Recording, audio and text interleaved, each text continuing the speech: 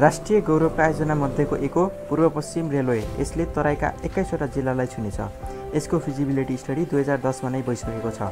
यसको DPR, construction र जग्गा मुआब्जा खर्च नेपाल सरकारको बजेट अन्तर्गत नै पर्दछ। पूर्व पश्चिम रेलवेको डिपिआर 9वटा प्याकेजमा पुरा गरिएको थियो।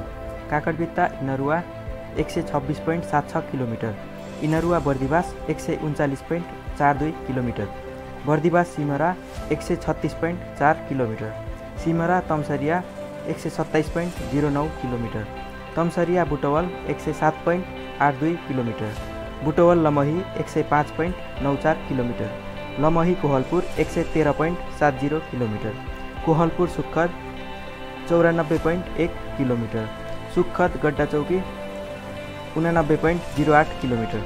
पूर्व पश्चिम रेलमार्गको लम्बाइ 943 किलोमिटर हुनेछ भने कोहलपुर नेपालगञ्ज, बुटवल भैरवा लुम्बिनी, इटहरी विराटनगर लिङ्क ट्र्याकलाई समेटेर 1057 किलोमिटर हुनेछ।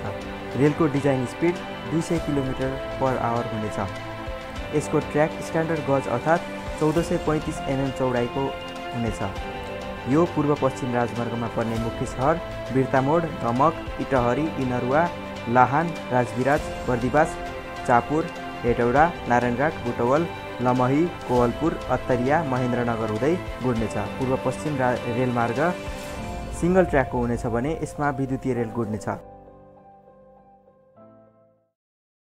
बिर्तामोड निजगढ 70 किलोमिटरमा निर्माण कार्य सुरु भएको छ, जसमा 28 किलोमिटर रेल ट्र्याक र 2वटा पुल निर्माण भइसकेका छन्। 42 किलोमिटर ट्र्याक र 14वटा पुल निर्माणका क्रममा छन्। सिमरा बर्दिवासको EIA एप्रुभ भइसकेको छ र अन्य खण्डको EIA एप्रुभ हुने प्रोसेसमा छन्। 20 किलोमिटरको जग्गा मुआब्जा र 20 किलोमिटर जङ्गल क्षेत्र फडानीको काम भइसकेको छ भने 16 किलोमिटर जङ्गल क्षेत्र फडानी र 12 किलोमिटर जग्गा मुआब्जाको काम हुँदैछ।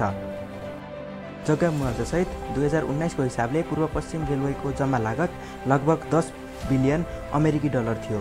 आर्थिक वर्ष 2075-76मा जग्गा मुआब्जा र निर्माण गरी जम्मा खर्च 1440 करोड नेपाली रुपियाँ भइसकेको छ।